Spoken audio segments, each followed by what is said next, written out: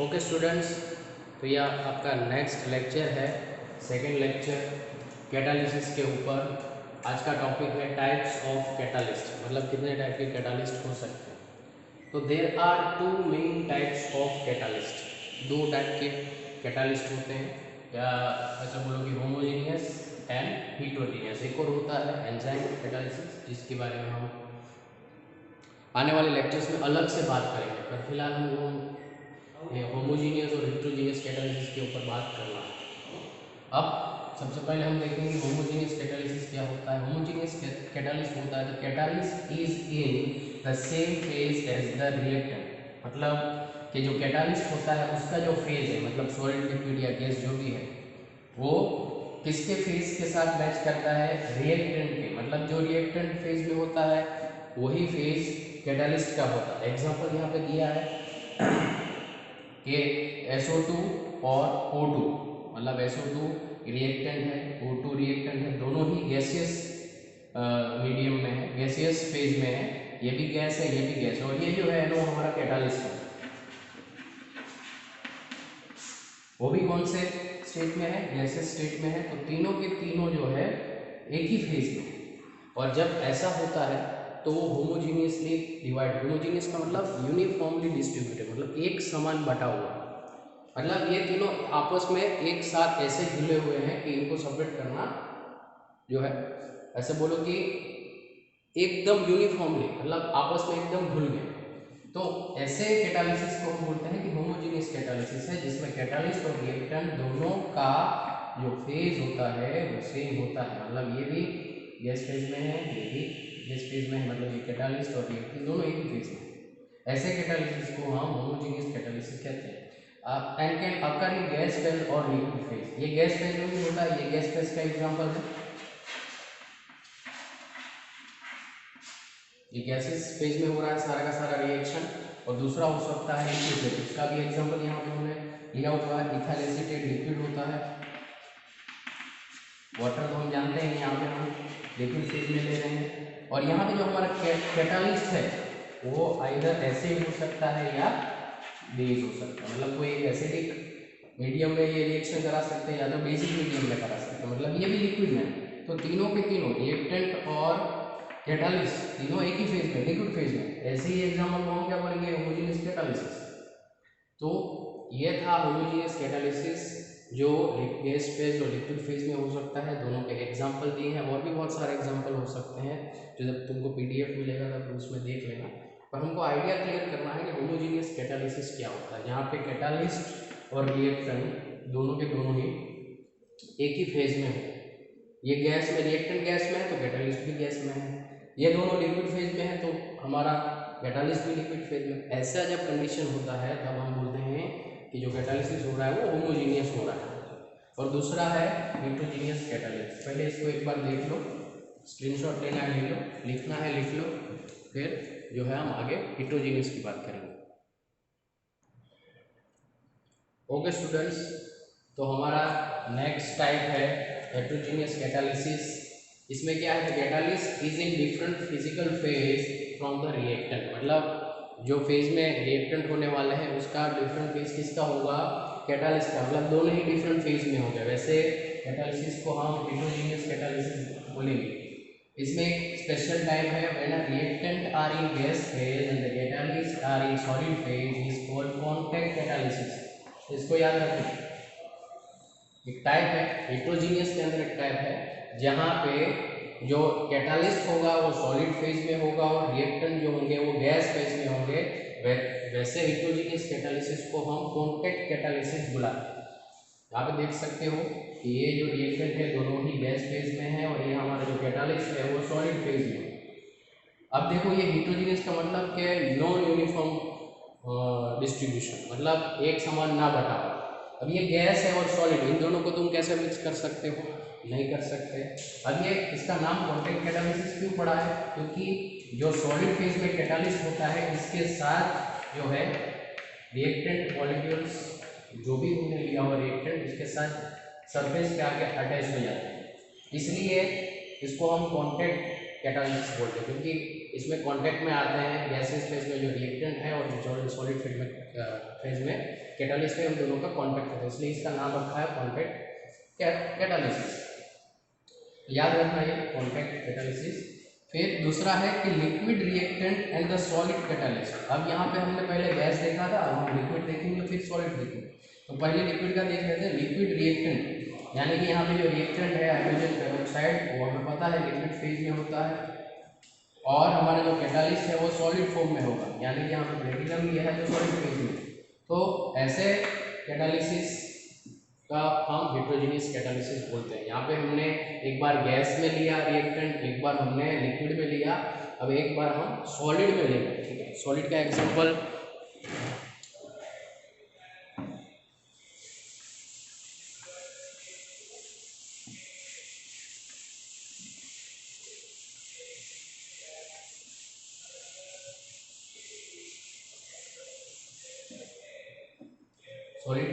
हम लिख लेते हैं। ये सॉलिड में है, ये रिएक्टेंट है, और ये हमारा कैटालिस्ट है जो सॉलिड फेज है। तो दोनों के दोनों ही सॉलिड में है, और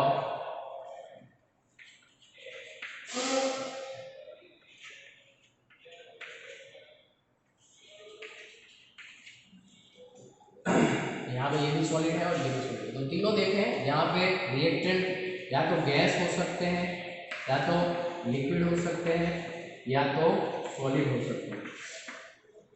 गैस के लिए हमने नाम लिया था कॉन्टैक्ट कैटालिसिस, ये याद रखना, और लिक्विड के लिए अभी हमने एग्जांपल देखा, और ये है सॉलिड का एग्जांपल। तो तीनों का एग्जांपल हमने देखा कि अगर गैस के अंदर रिएक्टेंट है तो क्या एग्जांपल होगा, लिक्विड के अंदर है तो क्या होगा, और सॉलिड के अंदर है तो क्या होगा। ये तीनों के तीनों हेट्रोजीनियस कैटालिसिस के अंदर ही शामिल किए जाएंगे।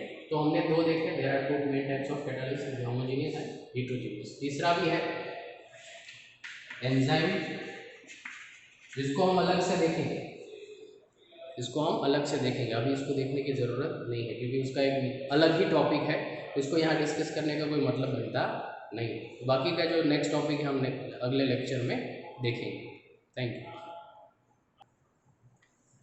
ओके स्टूडेंट्स, तो हमारा नेक्स्ट टॉपिक है कैरेक्टरिस्टिक्स ऑफ कैटालिटिक रिएक्शन। मतलब जो भी फीचर्स रहेंगे कैटालिटिक रिएक्शन को, उनको हमें डिस्कस करना है। 7 पॉइंट्स है, 7 पॉइंट्स को हम डिस्कस करेंगे कि कौन कौन सी कैरेक्टरिस्टिक्स होती है कैटालिटिक रिएक्शन की। ये जितने भी 7 पॉइंट हैं सारे के सारे कॉमन फीचर्स हैं, मतलब ये सारे जो प्रॉपर्टीज़ है या फीचर्स हैं ये सारे के सारे कैटालिटिक रिएक्शन के पास होते हैं। इससे ज़्यादा भी हो सकते हैं, पर ये कॉमन वाले हैं जो सबके ऊपर लागू पड़ते हैं। तो एक एक करके देखते हैं। सबसे पहला पॉइंट है catalyst remains unchange in the mass of chemical composition at the end of the reaction. तो हम पहले भी तुमको बता चुके हैं कि कैटालिटिक रिएक्शन के अंदर कैटालिस्ट जो है उसका जो मास है वो बदलता नहीं है, मतलब वो कंज्यूम नहीं होता रिएक्शन के अंदर। मतलब तुमने स्टार्टिंग में जितना भी अमाउंट लिया हो कैटालिस्ट का, वो eight the end of the reaction तुमको वापस मिल जाएगा। ठीक है, तो ये पहला पॉइंट था, catalyst remain unchange in the mass of chemical composition at the end of the reaction. मतलब जितना तुम इनिशियली रिएक्शन को करवाने के लिए इस्तेमाल करोगे, eight the end of the reaction उतना ही वापस हमको मिल जाएगा। ये था फर्स्ट फीचर। दूसरा, a small quantity of catalyst is needed to produce the almost unlimited reactions. मतलब कैटालिस्ट जो है ऐसा नहीं है कि तुमने 1 किलो कैटालिस्ट ले लिया और रिएक्शन करवा दी, इतना नहीं, बहुत ही स्मॉल क्वांटिटी में हम कैटालिस्ट का इस्तेमाल करते हैं और अनलिमिटेड रिएक्शंस कर सकते हैं। मतलब एक बार तुमने कैटालिस्ट ले लिया तो फिर बार बार कैटालिस्ट डालने की ज़रूरत नहीं है, सिर्फ एक ही बार डालना है at the start of the reaction. फिर चाहे तुम इस रिएक्शन को कराते जाओ। मान लो कि तुमने 10 मोल कोई एक रिएक्टेंट लिया है उसको करवाने के लिए, मान लो 10 मोल जो था वो प्रोडक्ट में कन्वर्ट हो चुका है, तुमने प्रोडक्ट निकाल लिया, अब कैटालिस्ट तो उधर ही है, अब फिर से उसके अंदर रिएक्टेंट डाल दो, तो ये प्रोसेस चलता ही रहेगा। तुम सिर्फ रिएक्टेंट डालते जाओ, रिएक्शन होता जाएगा, तुमको बार बार कैटालिस्ट डालने की ज़रूरत नहीं। मतलब स्मॉल क्वांटिटी जो है कैटालिस्ट की काफ़ी है कोई रिएक्शन को फास्ट करने के लिए, उसको बार बार ऐड करने की ज़रूरत नहीं है, है ना। तो 1/10 millionth of a mass of a finely divided platinum is that all needed to catalyze the decomposition of hydrogen peroxide. अब हाइड्रोजन पेरोक्साइड को अगर तुमको कैटालाइज करना है, मतलब कैटालिटिक रिएक्शन करना है या तो उसको डिकम्पोज करना है, तो तुम्हें कितना कैटालिस्ट चाहिए? 1 मिलियन, मतलब 10 लाख का एक हिस्सा पार्ट। सिर्फ अगर तुम 10 लाख रिएक्टेंट ले रहे हो तो उसमें से सिर्फ एक पार्ट कैटालिस्ट लेना पड़ेगा। तुम देख सकते हो कितना स्मॉल अमाउंट जो है लगेगा कोई एक रिएक्शन को करवाने के लिए। कैटालिस्ट का अमाउंट बहुत ही कम यूज होता है। थर्ड पॉइंट है, a catalyst is more effective when finally divided. इसका मतलब क्या हुआ कि कैटालिस्ट जो है हम किसी भी शेप में ले सकते हैं, चाहे तुम इसको सॉलिड फेज में ले लो, मतलब छोटा सा टुकड़ा ले लो, गैस फेज में ले लो, पर मान लो तुम्हारे पास सॉलिड स्टेट में है, मान लो टुकड़ा है बड़ा। अब इसी सरफेस के ऊपर जो है जो भी रिएक्शन होने वाला, जो रिएक्टेंट आने वाला, कहाँ पे आएंगे? यहाँ। अब ये लिमिटेड हो गया, इतना ही सरफेस एरिया है जहाँ पे रिएक्टेंट आ सकते हैं और रिएक्शन कर सकते हैं। पर इसकी जगह पे अगर मैं इसको 2 हिस्सों में बांट लूँ तो सरफेस एरिया बढ़ जाएगा। इसको 4 हिस्सों में बांट लूँ तो और सरफेस एरिया बढ़ जाएगा, और बांटते जाओ बांटते जाओ बांटते जाओ बांटते जाओ, और फाइनली पाउडर स्टेट में जब आ जाएगा तो उसकी जो इफिशियंसी है वो बहुत ही ज़्यादा बढ़ जाएगी। तो इनफैक्ट कर क्या रहे हो? सरफेस एरिया बढ़ा रहे हो। तो कैटालिस्ट जितना ज़्यादा सरफेस एरिया प्रोवाइड करेगा उतना ही जो है वो अच्छे से काम करेगा। तो तुम्हारे पास ऑप्शन हो सकता है कि तुम एक सॉलिड का टुकड़ा जो है कैटालिस्ट का, जैसे प्लेटिनम होती है उसका टुकड़ा ले लो, या तो उसको पाउडर फॉर्म में कन्वर्ट कर दो। अगर पाउडर फॉर्म में करोगे तो वो क्या कर देगा? सरफेस एरिया बढ़ जाएगा। तो कैटालिस्ट जितना ज़्यादा सरफेस एरिया प्रोवाइड करेगा उतना ही उसका जो इफेक्टिवनेस है वो बढ़ जाएगा। तो इसका मतलब कि जब भी कैटालिस्ट हम लें तो उसको फाइनली डिवाइड यानी कि पाउडर फॉर्म में, जितना ज़्यादा तुम उसको पाउडर फॉर्म में लोगे वो उतना ही ज़्यादा इफेक्टिव होगा, क्योंकि वो हम इन शॉर्ट कर क्या रहे हैं? सरफेस एरिया बढ़ा रहे हैं। उसका जितना ज़्यादा सरफेस एरिया बढ़ाएंगे उसका इफेक्टिवनेस उतना ही ज़्यादा बढ़ जाएगा। ठीक है। फोर्थ पॉइंट है, a catalyst is very specific. अब इसका मतलब क्या? वेरी स्पेसिफिक का मतलब क्या है कि मान लो तुम्हारे पास एक कैटालिस्ट है, क्या उस कैटालिस्ट से तुम सारे रिएक्शन करवा सकते हो? बोलेंगे नहीं, हम एक ही कैटालिस्ट से सारे रिएक्शन नहीं करवा सकते। वो कैटालिस्ट जो है हो सकता है एक रिएक्शन, 2 रिएक्शन या ज़्यादा 3 रिएक्शन में काम कर सकता है, उससे ज़्यादा नहीं कर सकता। इसलिए अगर तुमको एक रिएक्शन करवाना है तो स्पेसिफिक रिएक्टेंट है तो उसके लिए स्पेसिफिक एक कैटालिस्ट इस्तेमाल करना पड़ेगा। एक ही कैटालिस्ट से तुम सारे रिएक्शंस नहीं करवा सकते, इसलिए कैटालिस्ट जो है वो बहुत ही स्पेसिफिक है। एक रिएक्शन में, 2 रिएक्शन में काम कर जाएगा। एक टाइप ऑफ रिएक्शन में काम कर रहा है तो क्या वो दूसरे रिएक्शन में काम कर रहा है तो 2-3 में कर सकता है, फिर उससे ज़्यादा नहीं हो सकता। मतलब वो बहुत ही स्पेसिफिक है, क्योंकि कैटालिस्ट जो होता है उसका भी कुछ शेप रिएक्टेंट का भी कुछ शेप होता है, कैटालिस्ट का भी कुछ शेप होता है, तो उसमें जो है बैठना चाहिए। वो बैठ नहीं रहा तो वो काम नहीं करेगा, चाहे तो कितना भी कैटालिस्ट डाल लो उसमें काम नहीं करेगा। जैसे कि मान लो कि तुम्हारे पास चाबी है तो क्या उस चाबी से तुम सारे लॉक खोल सकते हो? नहीं, तो स्पेसिफिक लॉक ही खोल सकते हो। इससे ऐसा नहीं है कि तुम बहुत सारे लॉक्स एक साथ एक ही चाबी से खोल सकते हो। सिर्फ 2-3 रिएक्शंस पे कोई कैटालिस्ट काम कर सकता है, उससे ज़्यादा ऐसा नहीं है कि सारे जो रिएक्शन है उसमें एक ही कैटालिस्ट से काम कर जाओगे। नहीं, वो बहुत ही स्पेसिफिक है, सारे रिएक्शंस में काम नहीं कर सकता। इसके लिए तुमको नया या दूसरा कैटालिस्ट इस्तेमाल करना पड़ेगा जो उस रिएक्शन में काम कर सकता है। फिफ्थ कौन है? Cannot initiate reaction. यहाँ पे थोड़ा सा देखना पड़ेगा, है ना, क्योंकि अब तक हम मानते थे कि जो कैटालिस्ट है वो रिएक्शन को स्टार्ट नहीं करवाते। मतलब इनिशिएट यानी कि स्टार्ट, चालू करना, मतलब कि तुम कैटालिस्ट डालोगे तो रिएक्शन होने नहीं लगेगा। ठीक है, वो सिर्फ स्पीड ऑफ रिएक्शन को बढ़ाता है। तो हम पहले मानते थे कैनॉट इनिशिएट रिएक्शन, पर हमने कुछ ऐसे भी एग्जाम्पल देखे जिसमें कैटालिस्ट डालने से रिएक्शन स्टार्ट होता है, विदाउट कैटालिस्ट वो रिएक्शन नहीं हो रहा था। जैसे कि एक एग्जाम्पल में मैं देता हूँ कि हाइड्रोजन और ऑक्सीजन दोनों मिलकर वाटर बनाते हैं, वो हमें पता है। तो दिखा नहीं दिखा, मैं यहाँ पे लिख देता हूँ, इसको मिटा देता हूँ। जैसे कि मान लो कि हाइड्रोजन है और ऑक्सीजन है, दोनों मिलकर क्या बनाते हैं? वाटर बनाते हैं। तो हमने देखा एटमॉस्फेयर में हाइड्रोजन भी है और ऑक्सीजन भी है, दोनों ही है तुम्हारा आसपास है। तो क्या पानी बन रहा है तुम्हारा आसपास? नहीं बन रहा है। क्यों नहीं बन रहा है? क्योंकि ये दोनों आपस में ऐसे रिएक्ट नहीं करते, उनको कुछ ना कुछ चीज़ की ज़रूरत है ना, अपने आप नहीं कर रहे। तो अगर तुम यहाँ पे कोई एक कैटालिस्ट इस्तेमाल करो, उसके लिए जो स्पेसिफिक कैटालिस्ट है, यहाँ पे अगर कैटालिस्ट इस्तेमाल करोगे तो पानी बनने लगेगा। तो पहले विदाउट कैटालिस्ट के कोई रिएक्शन नहीं करते, पर जैसे ही कैटालिस्ट डाला वो रिएक्शन करने लगे। तो एक एग्जांपल है जहाँ पे इसका एक ऑपोजिट है।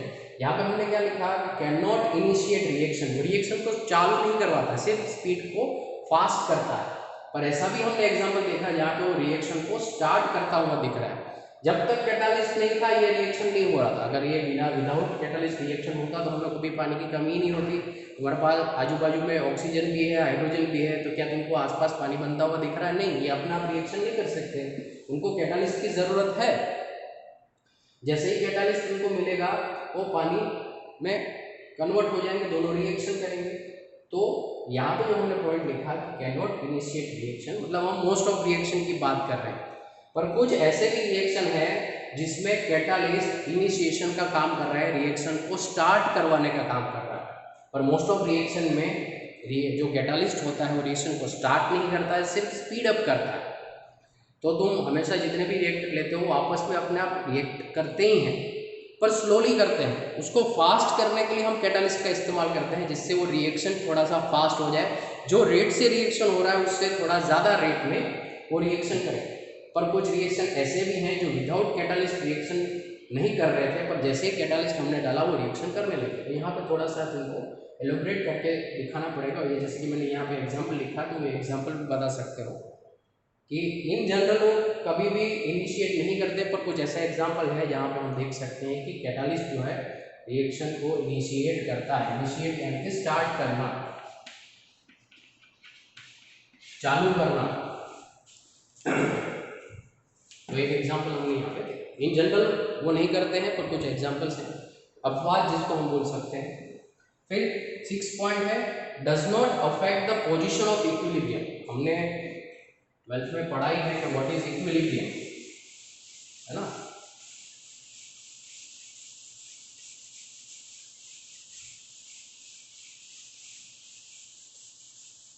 इक्विलिब्रियम का साइन हमने देखा ही है। मान लो कि A प्लस B है, वो C प्लस B बना था। पर कुछ देर के बाद जो इसका फॉरवर्ड रिएक्शन है उसका जो रेट है, ऐसा बोलेंगे rate of forward reaction will become equal to rate of reverse या बैकवर्ड रिएक्शन। इस पोजीशन को हम बोलेंगे कि रिएक्शन जो है वो इक्विलिब्रियम में आ गया। मतलब जितनी ही तेजी से A और B मिलके C प्लस D बना रहे हैं, उतनी ही तेजी से C और D मिलके वापस A और B बना रहे हैं। इस डायरेक्शन में जब रिएक्शन जाता है, प्रोडक्ट की डायरेक्शन में रिएक्शन जाता है, उसको फॉरवर्ड रिएक्शन बोलते हैं। जब वो रिएक्टेंट की डायरेक्शन में रिएक्शन जाता है उसको रिवर्स या बैकवर्ड रिएक्शन बोलते हैं। तो इस पोजीशन को हम क्या बोलते हैं, इक्विलिब्रियम आ गया है। क्या आ गया है, इक्विलिब्रियम। तो कैटालिस्ट जो है वो क्या करता है, पोजीशन इफेक्ट नहीं करता इक्विलिब्रियम, मतलब जहां पे इक्विलिब्रियम आना है वहीं पे इक्विलिब्रियम आएगा, बस कैटालिस्ट उसको जल्दी ला है। ठीक है, मान लो कि यही रिएक्शन है, इसको खत्म होने में 10 मिनट लग रहा है। 10 मिनट के बाद जो है, जो तुमने यहाँ पे जितना भी रिएक्टेंट लिया हो, यहाँ पे जितना भी तुमको प्रोडक्ट मिला हो, वो कांस्टेंट हो जाएगा, वो बदलने नहीं वाला, क्योंकि इक्विलिब्रियम आ गया है। 10 मिनट के बाद इक्विलिब्रियम आ जाता है।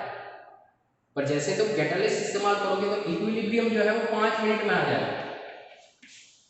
ठीक है, इक्विलिब्रियम जो है वो 5 मिनट में आ जाएगा। पर जो तुमको 10 मिनट में यहाँ पे जो पोजीशन मिली थी वो 5 मिनट में वही पोजीशन मिलेगी, सिर्फ तुमको जल्दी मिल जाएगी, सिर्फ जल्दी मिल जाएगी। पोजीशन जो थी वो बदलने वाली नहीं है। जहां पे इक्विलिब्रियम आना है वहीं पे इक्विलिब्रियम आएगा, सिर्फ कैटालिस्ट का इस्तेमाल करने से वो जल्दी आ जाएगा। इसके लिए एक छोटा सा ग्राफ भी है जो मैं यहाँ पे बोर्ड के ऊपर बना देता हूँ, जिससे तुम्हारा आइडिया जो है एकदम क्लियर हो जाए कि हम कहना क्या चाहते हैं।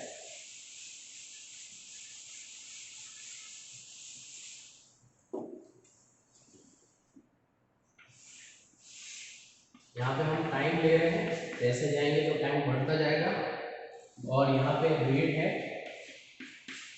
ऐसे जाएंगे तो रेट बढ़ता जाएगा, ऐसे जाएंगे तो टाइम बढ़ता जाएगा। तो हम यहाँ पे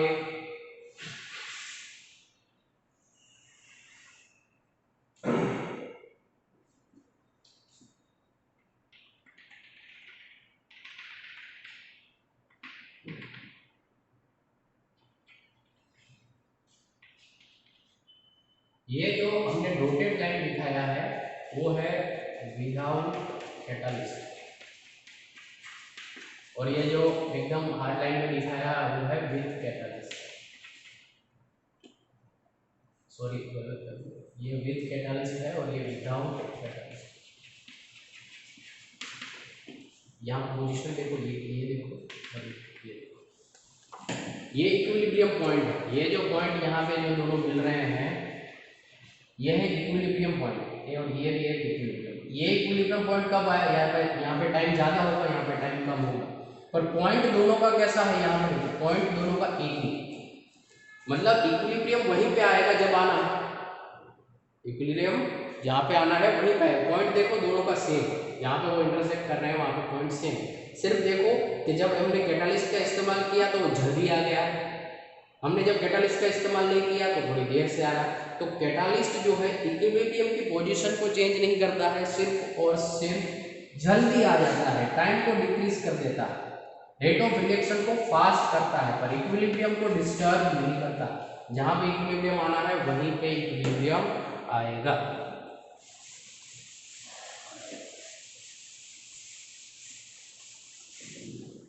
फिर है चेंज, लास्ट पॉइंट है चेंज इन टेम्परेचर। ये क्या है, temperature. Change in temperature alters the rate of reaction, rate of catalytic reaction. मतलब टेम्परेचर जो है उसको चेंज करो, मान लो कि इंक्रीज कर रहे हो, है ना। चेंज इन टेम्परेचर यानी कि तुम घटा भी सकते हो बढ़ा भी सकते हो। तो चेंज इन टेम्परेचर जो है अल्टर्स, मतलब बदल देता है किसको, रेट ऑफ कैटालिटिक रिएक्शन। मतलब टेम्परेचर बदलने से जो रेट हो रहा है केमिकल रिएक्शन, कैटालिटिक रिएक्शन का जो रेट हो रहा है वो भी बदल जाएगा। मान लो कोई एक ऐसा रिएक्शन है जिसमें तुम कैटालिस्ट ले रहे हो, वो हाई टेम्परेचर पे कोगुलेट कर जाता है। तुम टेम्परेचर क्या कर रहे हो ज़्यादा, मान लो कोई एक रिएक्शन है प्लस बी, चलो वो दे रहा है सी प्लस, ऐसा कोई रिएक्शन है जिसमें तुमने कैटालिस्ट का इस्तेमाल किया है।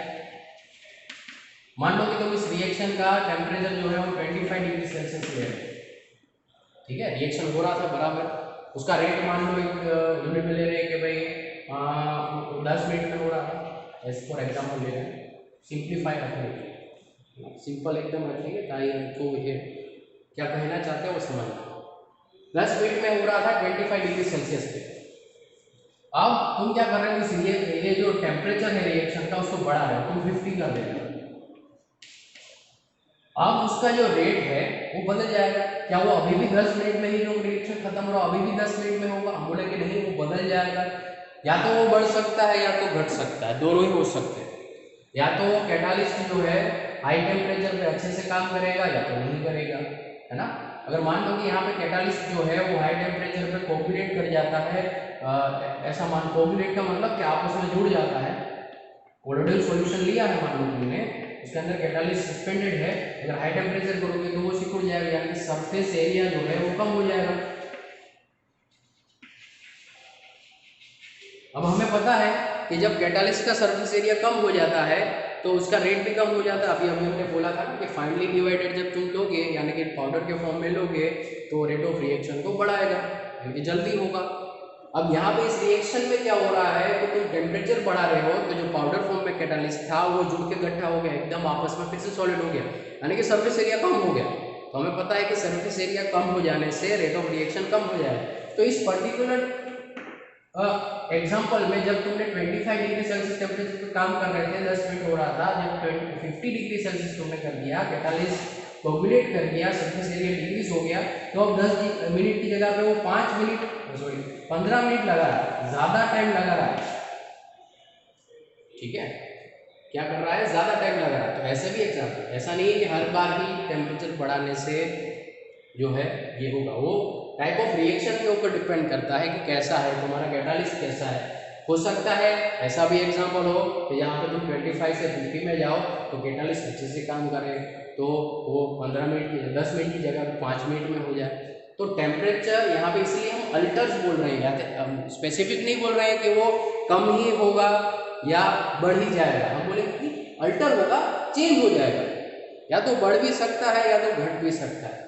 तो कोगुलेशन वाला एग्जांपल दिया, जब कोगुलेशन हो जाएगा, सरफेस एरिया कम हो जाएगा तो ज़्यादा टाइम लगाएगा, यानी रेट ऑफ रिएक्शन कम हो जाएगा, है ना। ऐसे भी एग्जांपल तुमको मिलेंगे जहाँ पे टेम्परेचर बढ़ाने से रेट ऑफ रिएक्शन बढ़ जाता हो, है ना।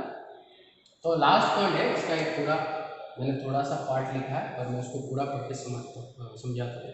The change of temperature alters the rate of catalytic reaction as it would do same for the reaction without a catalyst. मतलब कभी कभी ऐसे टेम्परेचर बढ़ाने से इसकी जो रेट है वो उतनी ही रहती है जितना तुम बढ़ा के करते हो, विदाउट कैटालिस्ट करते हो, है ना।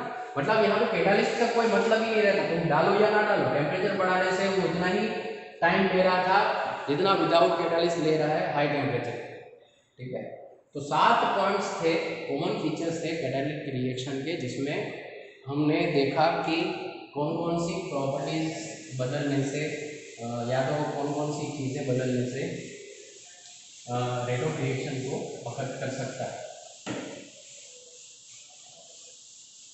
तो ये था हमारा कैरेक्टरिस्टिक्स ऑफ कैटालिटिक रिएक्शन। यहाँ पे है हमारा टॉपिक ख़त्म होता है, और जितना भी हमने पॉइंट्स लिखे उनको बार बार रिपीट करके 1-2 बार देखो, नोट्स बनाओ, पढ़ो, और देखो कहाँ कहाँ तुमको नहीं आता है तो तुम जो है क्वेश्चंस भी पूछ सकते हो। ऐसा कोई नहीं है कि क्वेश्चन नहीं पूछना, जहाँ जहाँ पे तुमको लगे कि तुमको यहाँ पे ये नहीं समझ में आया, मैं ये तुमको PDF जो है वो व्हाट्सएप ग्रुप में दे दूँगा, इसलिए तुमको ज़्यादा अच्छे से आइडिया आएगा। उसको भी पढ़ो, फिर वीडियो भी देखो, नोट्स बनाओ, दोनों में से नोट्स बनाओ, फिर देखो क्या जो है तुमको नहीं समझ में आता तो उसके लिए क्वेश्चन पूछो। Thank you.